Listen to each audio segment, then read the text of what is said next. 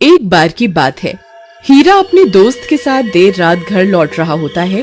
तभी रास्ते में एक बरगद का पेड़ आता है। उस पेड़ के नीचे एक 100 रुपए का नोट पड़ा होता है। उसे देखकर हीरा खुश हो जाता है।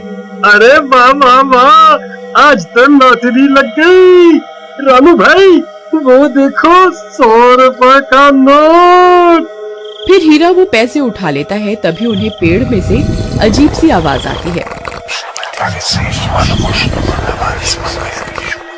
फिर वो जैसे ही ऊपर की ओर देखता है तो उन्हें पेड़ पर एक 2000 का नोट लगा हुआ दिखाई देता है। अरे रामू वो देख, इस पेड़ पर तो 2000 का नोट लगा हुआ है।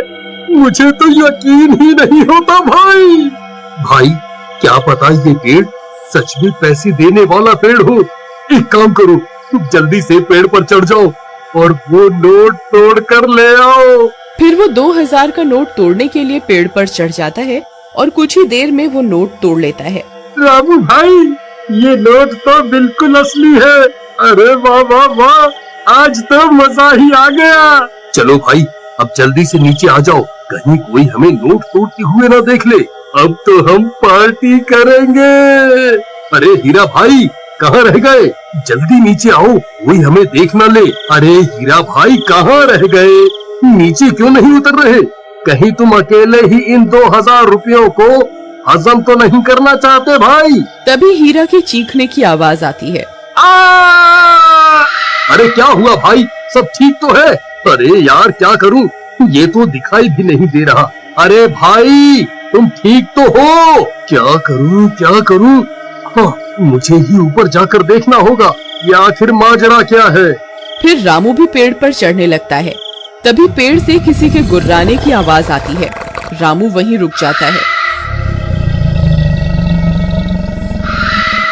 आई मम्मी, ये कैसी आवाज है? अरे कमबख्त हीरा, ये कैसी डरावनी आवाजें निकाल रहा है। मुझे पता है तू अकेला ही इन 2000 रुपयों को हजम करना चाहता है। आई मम्मी, कौन है भाई? अरे हीरा तेरा नाश मिटे कमबख्त, तुझे क्या लगता है तू मुझे यूं डरा कर 2000 रुपए हजम कर जाएगा? मैं अपने हिस्से के पैसे नहीं छोड़ूंगा। हाँ। फिर डर के मारे रामू वहाँ से भाग जाता है। अरे मर गया रे, भागो रे। सुबह होने पर रामू सीधा हीरा के घर हिस्से के पैसे लेने पहुँच जाता है। ए हीरा दरवाजा खोल, मैं अपने हिस्से के पैसे लेने आ गया। चल जल्दी मेरे पैसे निकाल। फिर हीरा की पत्नी दरवाजा खोलती है। रामू भैया आप, अच्छा हुआ आप आ गए। ये कल रात से घर पर नहीं लौटे, मुझे बहुत फिक्र हो रही है। आप कुछ कीजिए ना। कहीं ये कमबख्त सारे पैसे लुटाने के लिए शहर तो नहीं निकल गया? नहीं, हीरा एक नंबर का कंजूस है। वो इतने पैसे खर्च करने वालों में से नहीं है। जरूर कुछ गड़बड़ है। राधा बहन चलो मेरे साथ। फिर रामू राधा को अपने साथ लेकर उस बरगद के पेड़ के पास पहुंच जाता है। राधा बहन, हम रात को इसी रास्ते से आ रहे थे, तब हमें इस पेड़ पर 2000 रुपए का नोट लगा हुआ दिखाई दिया।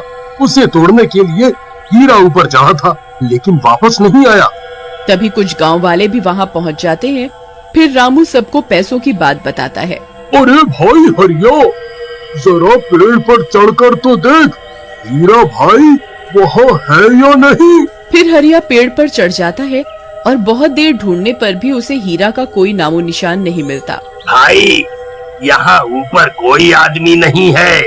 ये कैसे हो सकता है? हीरा तो नीचे भी नहीं उतरा। फिर हीरा गया तो गया कहाँ?